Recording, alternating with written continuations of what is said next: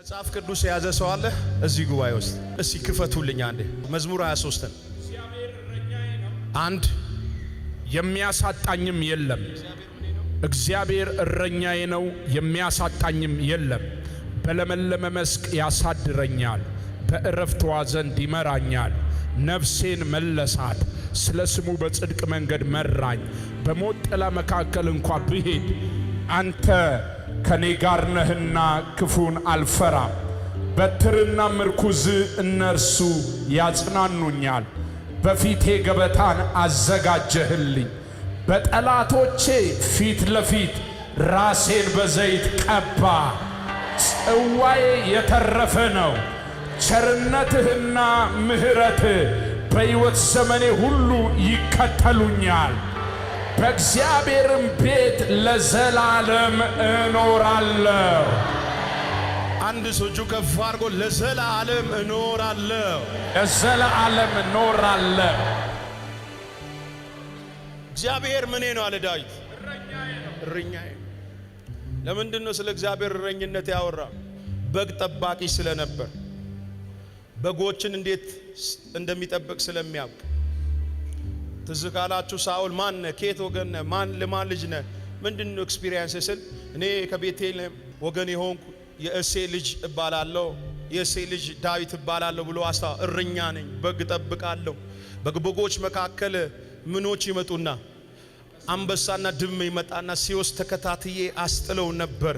ከአንበሳና ከድብ ያስጣለኝ ጌታ ከዚህ ካልተገረዘ ሸለፈታም ፍልስጤማዊ እጅ ምን ይለኛል? ያስጥለኛል አሌላል። ስለዚህ ይህ ሰው ስለ እረኝነት ቢያወራ ያምርበታል፣ ኤክስፒሪየንስ አለ። ስለ እረኝነት ቢያወራ ፊት ማድረግ የሚችለው ዳዊት ብቻ ነው። እግዚአብሔር ከተኩላ እጅ እንዴት እንዳዳነው ያውቃል። ከነጣቂ እጅ እግዚአብሔር እንዴት እንዳስመለጠው ያውቃል። እግዚአብሔር ከአንበሳ እጅ እንዴት እንዳስጣለው ያውቃል። ለዚህ ነው ዳዊት መዝሙር 91 ላይ በኔ ተማምኗልና አስጥለዋለሁ፣ ስሜን አውቋልና እጋርደዋለሁ፣ ይጠራኛል እመልስለታለሁ፣ ረጅምንም ዕድሜ አጠግበዋለሁ። ወገኖች ዛሬ አንድ ነገር ልነግራችሁ ነው የምፈልገው። በዚህ 15 ቀን የሰው እጅ የሌለ ነገር ተዘጋጅቶላቸዋል።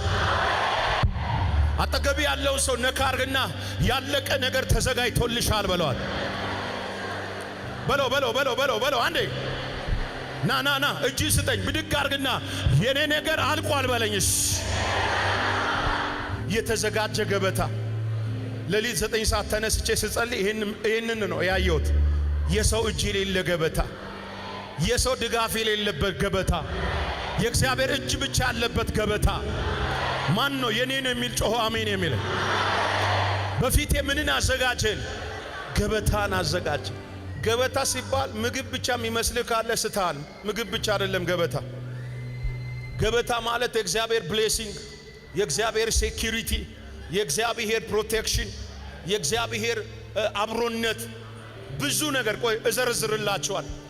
እዚህ ቤት የመጣችሁ በዚህ 15 ቀን የፈውስ ገበታ፣ የሞገስ ገበታ፣ የድል ገበታ፣ የእውነት እላችኋለሁ የካሳ ገበታ ተዘጋጅቶላችሁ። ያመነ ሰው ካለ ጮሆ አሜን ይበለኝ። እሺ ተዘጋጅቶልኛል በለኝ። ተዘጋጅቶልናል። አፖስትል አብርሃም እግዚአብሔር አዘዘውና ይስሐቅን እንዲሰዋ ወደ ሞሪያ ተራራ ይዞ ሲሄድ ልክ ተራራው ጋር ሲደርስ ሎሌውን ተመለሳለሁ እኔና ልጄ ወተን አምልከን እንመለሳለን ብሎ ልክ ከሎሌው አያውን ጥሎ ልክ እንጨቱንና ቢላዋን ይዞ ሲወጣ ይስሐቅ እንዲጠየቀው አባቴ የመስዋዕቱ በግ ወዴት ነው ያለው አለ። እንጨቱም ይኸው ቢላዋም ይኸው፣ ግን የመስዋዕቱ በግ የት አለ ሲለው አብርሃም ግን አንድ መልስ መለሰለት። የመስዋዕቱን በግ እግዚአብሔር ያዘጋጃል። በዚህ 2 ሳምንት እጅም በአፍ እስክትጭን ተዘጋጅቶልሃል።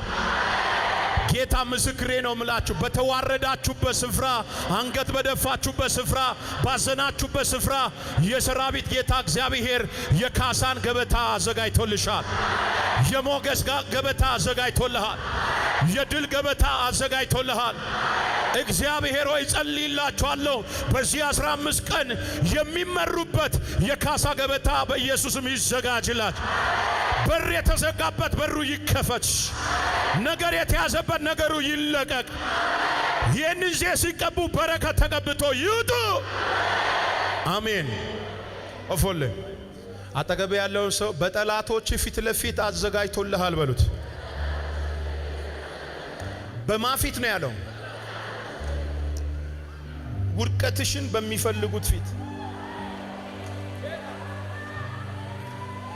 ስትስቂ በሚቃወሙሽ ፊት ለፊት፣ አምሮብሽ ስትወጪ በሚገዳደሩሽ ፊት ለፊት፣ ቤትሽን ጨርሶ ስራሽን ጨርሶ ውጊያሽን ጨርሶ ውጊያህን ጨርሶ ነገርህን ጨርሶ በዚህ 15 ቀን የሰራዊት ጌታ እግዚአብሔር ካዘጋጀልህ ነገር ጋር ትገናኛለህ። አለ እንደ ጩና አሜን በለ በኢየሱስ